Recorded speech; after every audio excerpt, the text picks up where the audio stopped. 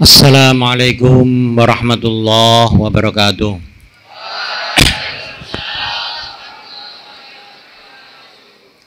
Alhamdulillah rabbil alamin, wassalatu wassalamu ala asyrafil anbiya'i wal mursalin wa ala alihi wa ashabi ajma'in.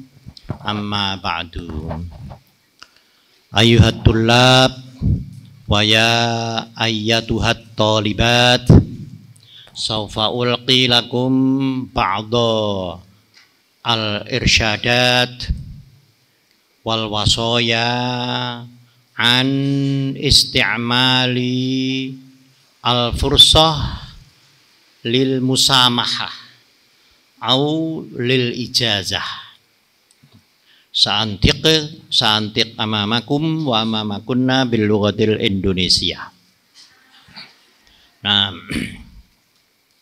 di malam ini anak-anak taraweh di pondok ini malam kedua-dua,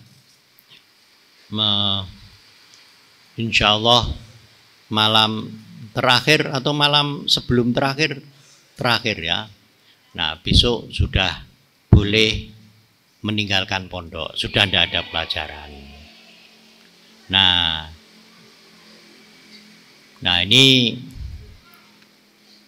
ini tadi yang saya baca tadi surat apa ya tadi? La'arif, Al-Furqan. Ada yang tahu tuh. Al-Furqan. Jadi ini saya bukan menyombongkan diri ya, tapi boleh ditiru. Al-Quran itu sudah saya hafal semuanya, tapi sudah lupa semuanya. Tapi setiap hari saya gantian terus menghafal terus setiap hari. Jadi hari-hari ini yang saya baca itu surat Al-Furqan dari ayat pertama sampai ayat terakhir itu biasanya saya pakai untuk sholat duha 8 rakaat. Itu tanpa. Nah, ini saya berani karena di depan saya ini ada Al-Quran besar gitu. Jadi saya bisa, jadi kalau saya tidak hafal nggak akan bisa baca seperti itu. Jadi mudah, ingatan mudah dilihat dengan ini. Kalau orang tidak hafal nggak mungkin bisa. Nah saya tahun ini saya sudah tidak berani mengimami sholat raweh di luar pondok. Saya diminta di Blimbing, diminta di Lamongan, di Dignas, diminta di Masjid An-Nur. Mohon maaf, saya itu sekarang ini kalau menghafalkan sudah banyak yang lupa, dan kalau menghafalkan itu berat sekali, berkali-kali masih saja tidak hafal-hafal.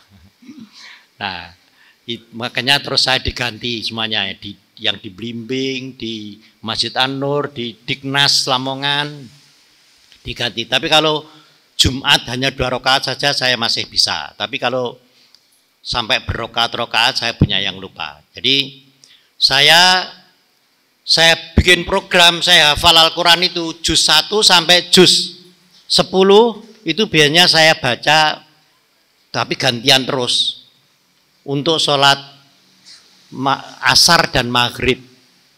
Kira-kira satu rakaat itu 4 ayat, kalau ayatnya agak panjang sedikit.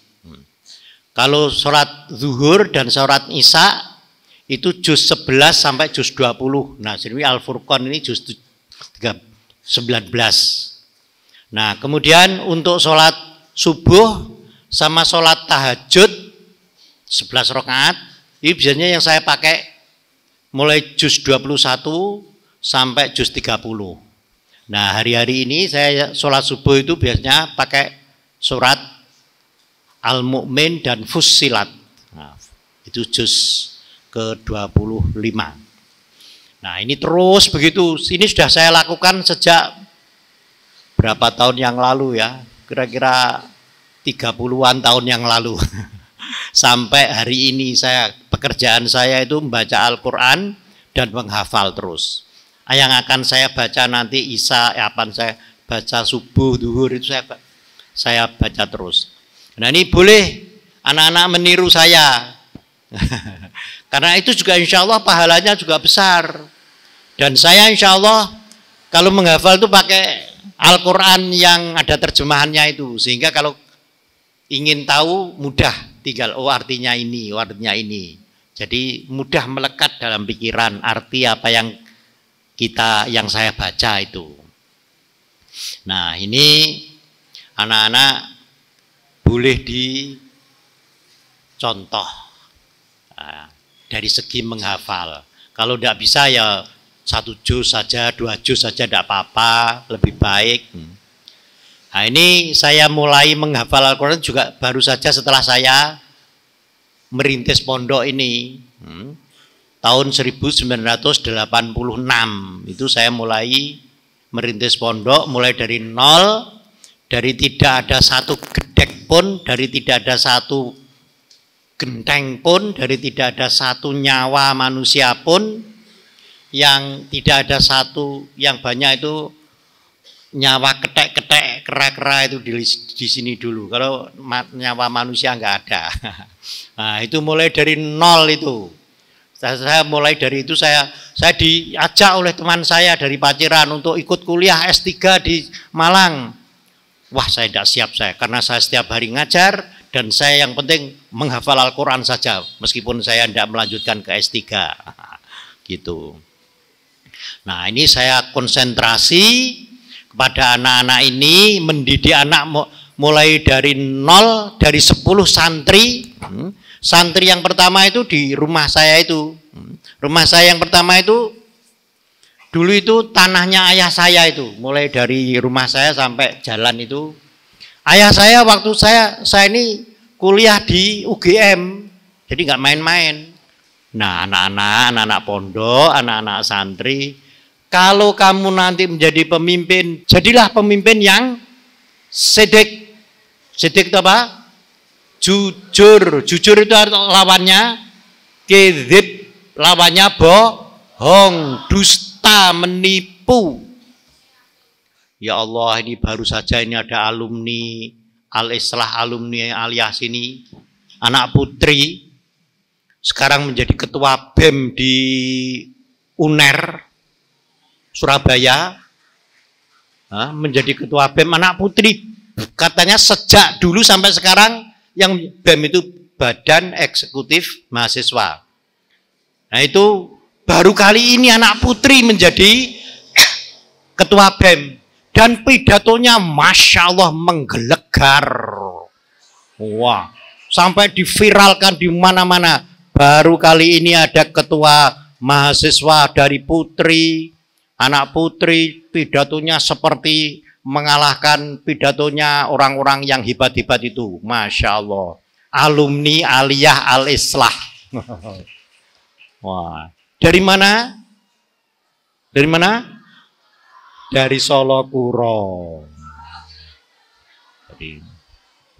Nah ini itu bisa tabligh menjadi contoh yang. Nah anak-anak di pondok itu dilatih untuk latihan pidato. Pasti anak yang di pondok itu bisa mengalahkan anak yang tidak di pondok karena di pondok yang bagaimana? Di pondok seperti Al-Islah ini yang sudah ada latihan pidato. Jadi banyak anak-anak di sini yang setelah keluar pinter pidato. Di Jogja itu juga pernah ada itu. Alumni sini anak putra itu yang pinter pidato sampai dikagumi oleh teman-temannya. Karena di sini rajin berlatih muhadharah, tabligh amanah. Sidik amanah tabligh fatonah. Fatonah itu apa? Kecerdasan atau zakaun. Fatonah. Jadi ada biasanya ini namanya anak putri biasanya fatonah itu. Kecerdasan. Kalau yang cerdas itu fatinah. Nah ini jadi anak-anak pondok, anak-anak alhamdulillah sampai hari ini, sampai detik ini kerasan di pondok.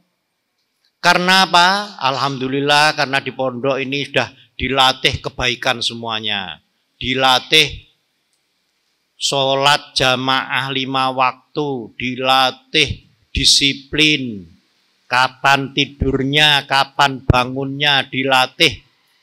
Nah, sebelum jam 4:20 itu subuh, jam 4 sudah bangun semuanya, sudah di masjid semuanya. Orang tuamu itu akan senang sekali kalau kamu di pondok seperti ini. Latihan bahasa Arab, bahasa Inggris, oh, bukan main. Jadi anak-anak di sini termasuk yang menjadi kunci kesuksesanmu selain disiplin tadi itu, sidik, amanah, tabligh, fatona, termasuk bahasa Arab, bahasa Inggris. Jadi bisa bahasa Arab, bahasa Inggris itu senangnya bukan main. Ya, senangnya bukan main. Ayah ibumu itu kalau datang ke sini mengunjungi kamu, mendengarkan panggilan dari bagian iklan, bagian informasi, hope to come to the place of information, Mrs. Fatona to come here because her father is coming now. Please. Oh, orang tuamu senangnya bukan main. Kalau mendengar itu, wah, dulu ada tamu dari saya. Kok seperti di Amerika ya ini? Wah, bukan main. Enggak di Amerika, cukup di Desa Sendang, Kecamatan Paciran saja. Itu sudah seperti di Amerika. Ada dulu juga dari Jawa Tengah itu, berbulan-bulan gak kerasan, nangis ingin pulang terus, anak putra dari Jawa Tengah, nangis terus ingin pulang. Setelah bisa bahasa Arab, langsung kerasan, aina na'li, langsung kerasan. Oh, na'luka hunaka ya akhi, langsung kerasan. Kemarin gak kerasan, menjadi kerasan.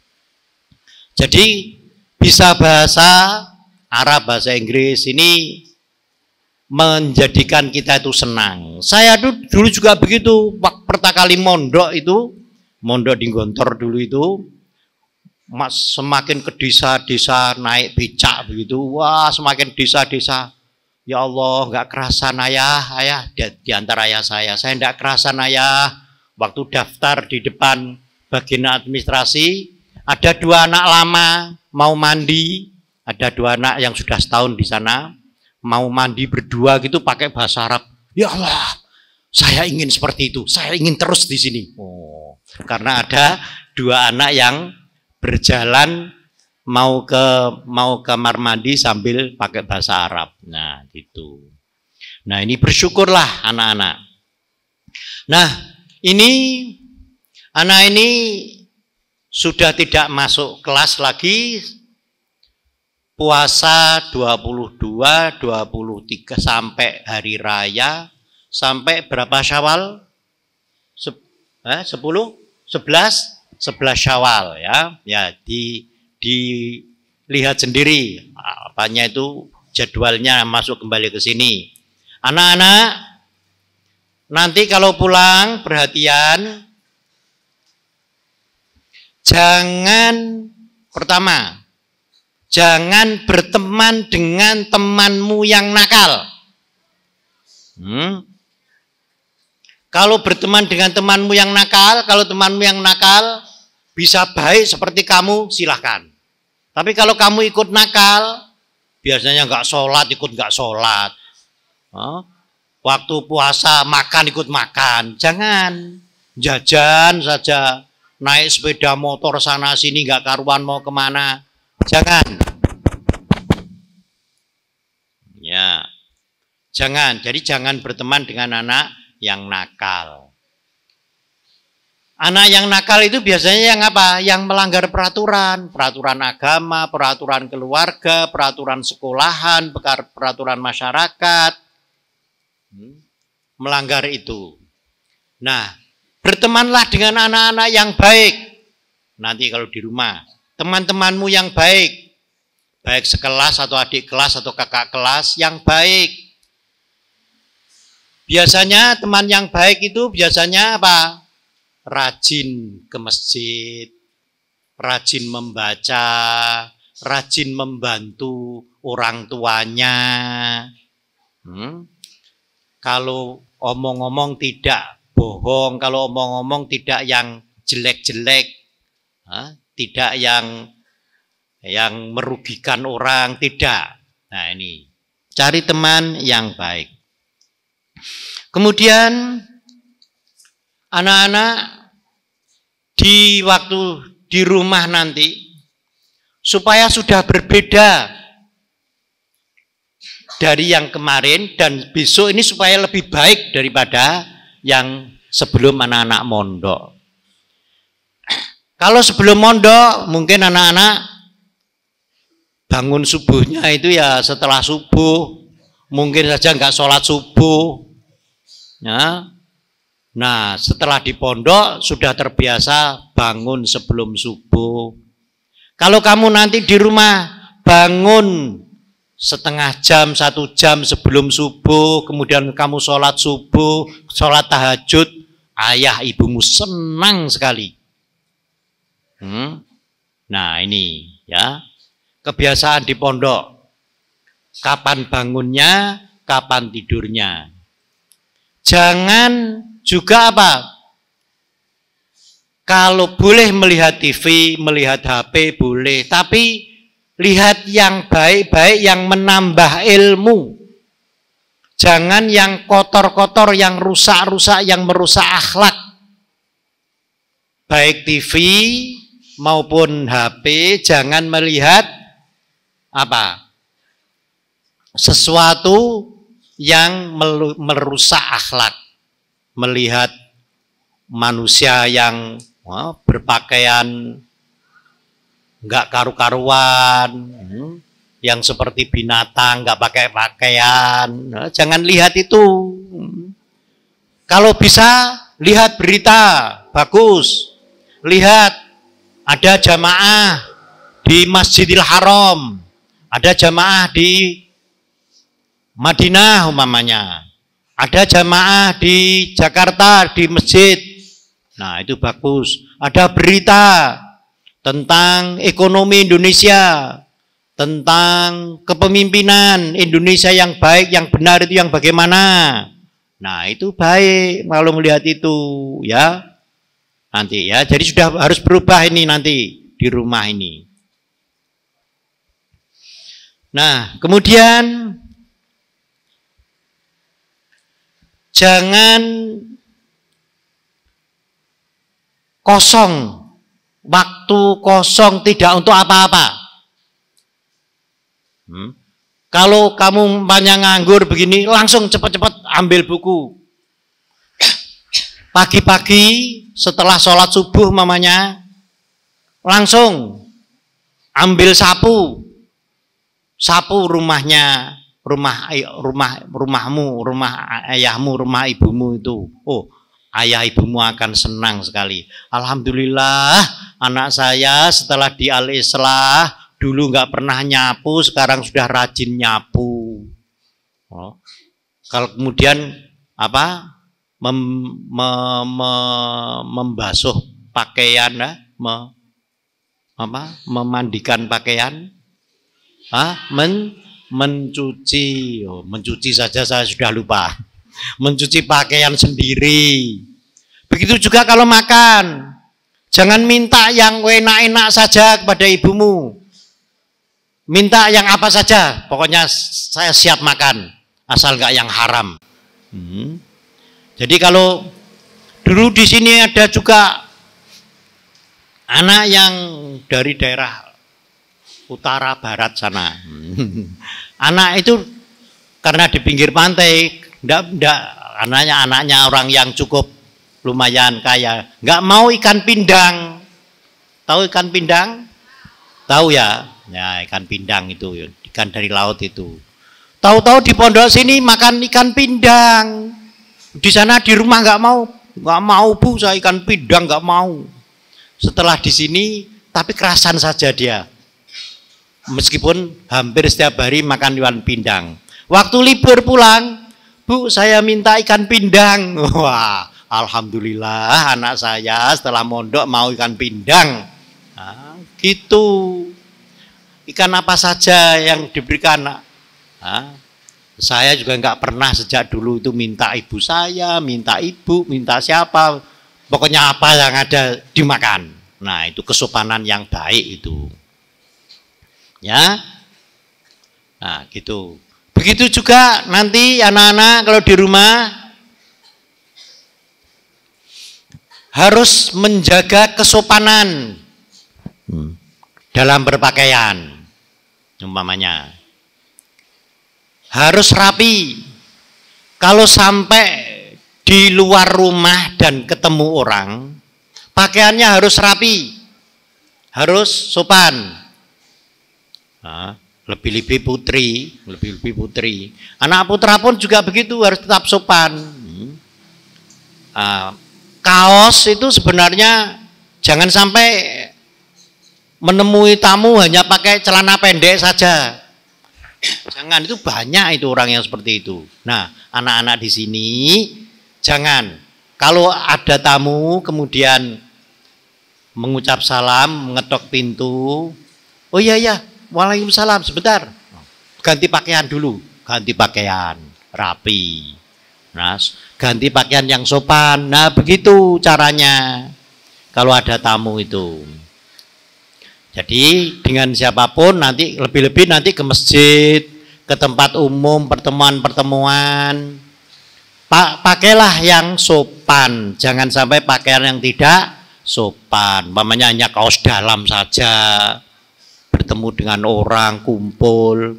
Kalau bisa yang sopan-sopan. Kapan menurut masyarakat di situ yang sopan. Nah, inilah anak-anak kalau pulang harus menjaga kesopanan. Kesopanan pakaian, kesopanan tingkah laku, lebih-lebih kalau orang itu kamu hormati, dihormati oleh masyarakat di situ. Nah, jadi kita hormati orang yang bertamu ke tempat kita. Nah, perhatikan, kalau kamu nanti bertamu ke rumah orang lain, juga jangan sembarangan, jangan sampai mengganggu orang yang punya rumah itu. Jangan sampai mengganggu. Umpamanya, waktunya makan, kamu bertamu ke rumah orang itu. Padahal orangnya sedang makan. Kalau bisa jangan waktu makan. Kalau bisa jangan waktu sholat. Ya, karena waktu itu waktu sholat, itu nanti akan mengganggu. Nah, kalau kamu nanti diberi makan oleh orang tuan rumah tadi, makan apa adanya, jangan kemudian sembarangan, milih-milih yang paling enak umpamanya, jangan. Nah, ya terima kasih atas hidangannya, saya sebenarnya sudah makan tadi. Jadi hanya gitu kalau bisa. Jangan sampai mengganggu orang. Kalau waktu istirahat, waktu tidur, apa itu tuan rumah waktu tidur jangan sampai mengganggu. Jadi harus rapi pakaiannya, waktunya, caranya sopan santun, jangan sampai mengganggu tuan rumah. Ini anak-anak nanti kalau di rumah bertamu. Nah, kalau berteman dengan teman-temanmu di rumahnya, ya lihat-lihat situasinya. Kemudian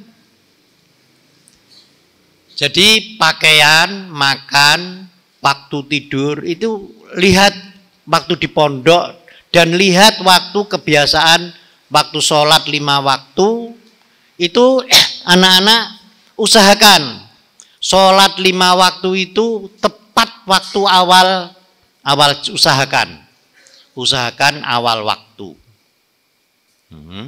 Kecuali kalau biasanya pergi atau pertemuan yang banyak yang kita sulit menghindar itu. Tapi tetap minimal tetap sholat. Jangan sampai meninggalkan sholat. Nah, inilah anak-anak. Kemudian Anak-anak supaya bagus juga kalau di rumah nanti mamanya catatan kuliah subuh saya itu kalau mamanya banyak yang hilang dicatat lagi, diingat lagi. Karena itu banyak sekali alumni Al-Islah ini yang sukses hidupnya diantaranya karena mencermati, menghayati dan melaksanakan kuliah subuh selama 1 tahun itu. Sampai ada yang dari Mesir, yang kuliah di Mesir, kuliah di luar negeri, menjadi tokoh ini, menjadi tokoh itu, katanya yang paling mengingatkan, menjadikan saya seperti ini, saya karena selalu teringat kuliah subuh di Al-Islah. Nah, ini baik juga kalau terus dicermati, dilaksanakan, bahkan kalau perlu banyak sekali alumni-alumni yang itu menjadi kunci daripada kesuksesan. Nah, kuliah subuh ini isinya adalah mengarah kepada bagaimana terlaksananya doa. Nah, doa saya setiap saat, saya setiap hari, setiap sholat 5 waktu, setiap selesai ngaji 1 juz itu diantara doa saya kepada anak-anak keluarga saya, diantaranya adalah, ya Allah jadikanlah pondok ini pondok yang baik, yang bermanfaat, yang maju, yang baik. Yang kedua, ya Allah pondok ini jadikanlah punya santri-santri dan alumni-alumninya menjadi orang yang soleh-solihah, alim-alimah, nafi'-nafi'ah, najih-najihah, mutakodim-mutakodimah. Itu terus itu sejak 30 tahun yang lalu. Itu pekerjaan saya setiap hari, semakin tua ini, pekerjaan saya ya selain baca, selain ada mengajar sedikit, saya membaca Al-Quran dan menghafalkannya terus. Setelah selesai 1 juz, saya baca untuk anak-anak saya, Rabbana hablana min azwajina dzurriyyatina qurrata a'yun waj'alna lil muttaqina imama. Kemudian ya Allah pondok dan anak-anak pondok, santri-santri dan alumni-alumninya menjadi itu terus. Nah, ini baik dilaksanakan sekali karena nah ini anak kelas 3, kelas 12 ini sudah mungkin masih kembali lagi, tapi tinggal ujian Fathul Kutub nanti setelah Syawal nanti. Setelah itu sudah tidak kembali lagi ke sini, tinggal wisuda. Nah, ini juga banyak yang perlu diingatkan. Ini kuliah subuh saya ini sudah masalah menjadi orang yang soleh-solihah, menjadi orang yang alim-alimah, menjadi orang yang nafi'-nafi'ah, yang belum najih-najihah, mutakodim-mutakodimah. Nah, ini mungkin kelas 3 nggak ngalami ini, tapi dulu-dulu sudah pernah mendengar ini. Bagaimana menjadi orang yang sukses, bagaimana menjadi orang yang maju apanya. Nah, ini ada dalam kuliah subuh. Kemudian juga supaya selalu diingat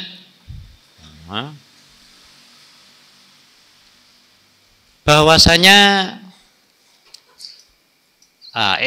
kuliah subuh ini sudah menyangkut hampir keseluruhan tata cara hidup. Menjadi orang yang soleh-solihah itu menjadi orang yang beriman, berislam, berihsan, bertakwa. Nah, ini sudah seolah segala-galanya. Nah, ini betapa pentingnya. Ini supaya prinsip-prinsip hidup di pondok ini tetap dipegang sampai di rumah nanti. Menjadi sesuatu yang kamu pegang di rumah. Sehingga betul-betul terjadi. Ada anak umpamanya reuni di sini, di rumah nanti waktu Syawal nanti teman sekelasnya reuni di sekolahan. Nah itu saya diceritai oleh orang tua dari Surabaya itu. Ada anak waktu reuni di sini masih kelas berapa itu? Sudah aliyah atau masih di SMP?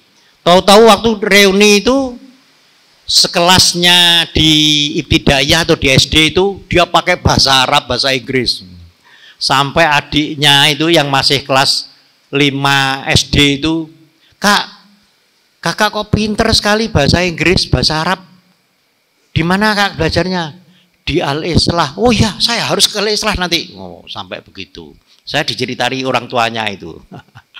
Nah, itu. Jadi bukan main itu. Bahasa Arab, bahasa Inggris itu menjadi pengaruh sangat besar sekali, menjadikan kerasan, orang tuamu terhibur karena anaknya di sini bisa bahasa Arab, bahasa Inggris, bukan main. Dan kunci kesuksesanmu nanti juga demikian. Nah ini banyak anak-anak yang alumni sini yang dicita-citakan itu bukan hanya kuliah di UNER, UIN, Jogja, bukan. Tapi yang dicita-citakan ingin kuliah di Inggris, ingin kuliah di Libya, ingin kuliah di Yordan, ingin kuliah di Yaman. Nah ini sampai ada orang tua yang anaknya di sini fakultas kedokteran lagi. Sekarang S2, S3 di Jepang. Masya Allah orang tuanya senangnya bukan main. Nah, karena meskipun tidak bisa bahasa Jepang, tapi bisa bahasa Inggris. Nah itulah. Jadi anak-anak jangan bosan. Jangan sampai terjadi nanti setelah pulang karena berteman dengan nakal, tidak mau kembali ke pondok. Dulu pernah ada anak itu, anak sudah aliyah itu, sudah aliyah kelas 11 itu. Waktu pulang itu karena berteman dengan teman-temannya di rumah yang nakal, naik sepeda sana sini sana. Setelah waktu masuk nggak kembali ke sini. Ya Allah, sampai orang tuanya nangis-nangis ke sini. Jangan terjadi seperti itu. Orang tuanya nangis-nangis, setelah itu dia sadar juga. 1 minggu di rumah, nggak kembali ke sini, sadar. Akhirnya kembali ke sini dan ke rumah saya minta maaf Pak, saya sudah karena tidak melaksanakan nasihat liburan dari Bapak. Ini kan tidak ngikuti nasihat liburan. Nah inilah anak-anak. Jadi kalau ingin sukses nanti, apa yang ada di pondok ini, baik waktu, disiplin, berpakaian, makan, sopan santun, pekerjaan, laksanakan nanti di rumah. Dan kamu nanti kalau di rumah menjadi orang yang lebih baik dan banyak teman-temanmu yang iri, ingin seperti kamu kebaikannya. Ingin ke pondok. Banyak itu ada anak yang saya pernah dengar itu. Ada tetangganya anak ingin seperti anak yang di sini, tapi nggak punya uang, orang tuanya miskin sehingga tidak punya. Alhamdulillah bersyukur anak-anak bisa di sini, orang tuamu bisa membiayai, syukur alhamdulillah. Meskipun di sini juga masih termasuk murah dibanding dengan pondok-pondok yang lebih-lebih yang di kota. Itu pondok mahal-mahal. Nah, di Jawa Barat, Jakarta, Sumatera itu sudah di atas 1 juta semuanya setiap bulan, 2 juta. Bahkan ada alumni stiksi gini yang banyak alumni stiksi ini yang diminta oleh pondok-pondok di sana untuk menjadi pengasuh pondok, menjadi pembina di pondok. Nah ada di pondok di daerah Malang sana yang alumni beberapa waktu yang lalu diminta menjadi pengasuh di sana. Berapa iurannya anak-anak pondok? 2.100.000 1 bulan. Nah, padahal mutunya belum tentu daripada anak-anak sekalian yang ada di Al-Islah ini, belum tentu bahasa Inggrisnya, bahasa Arabnya, ilmu pengetahuan agamanya, ilmu pengetahuan umumnya belum tentu lebih baik daripada anak-anak yang 600.000 per bulan. Nah inilah bersyukur. Nah Saya kira cukup sekian apa yang saya sampaikan pada malam irsyadat wasoya liburan pada malam ini. Besok saya sudah tidak memberi kuliah subuh, jadi sudah selesai. Ini terakhir sampai nanti anak-anak datang di bulan tanggal 10 Syawal. Ya bina nakhtatim bil doa. A'udzu billahi minasyaitonir rajim. Bismillahirrahmanirrahim. Allahumma shalli ala Muhammad wa sallim radhiyallahu taala an kulli sahabati Rasulillah ajmain. Walhamdulillahirabbil alamin. Allahumma ighfir lana walil muslimin wal muslimat al ahya'i minhum wal amwat innaka sami'un qaribun mujibud da'awat ya qadiyal hajat. Allahumma inna nas'aluka mujibati rahmatik wa azaima maghfiratik wal ghanimata min kulli birrin was salamata min kulli ithmin fala tad'a dhanban illa ghafartah wala hamman illa farrajtah wala hajatan ya laka ridwan illa qadaita ya arhamar rahimin. Allahumma ja'al hadzal ma'had ma'hadan hasanan najihan nafi'an mutaqaddiman li'ilai kalimatik waj'al li hadzal ma'had auladan wa banatin mutakharrijina mutakharrijat salihin wa salihat alimin wa alimat nafi'in wa nafi'at najihin wa najihat mutaqaddimin wa mutaqaddimat li'ilai kalimatik. Rabbana atina min ladunka rahmah wa hayyi' lana min amrina rasyada. Rabbana atina fid dunya hasanah wa fil akhirati hasanah wa qina adzabannar. Subhana rabbika rabbil izzati amma yasifun wa salamun alal mursalin walhamdulillahi rabbil alamin. Wassalamualaikum warahmatullahi wabarakatuh.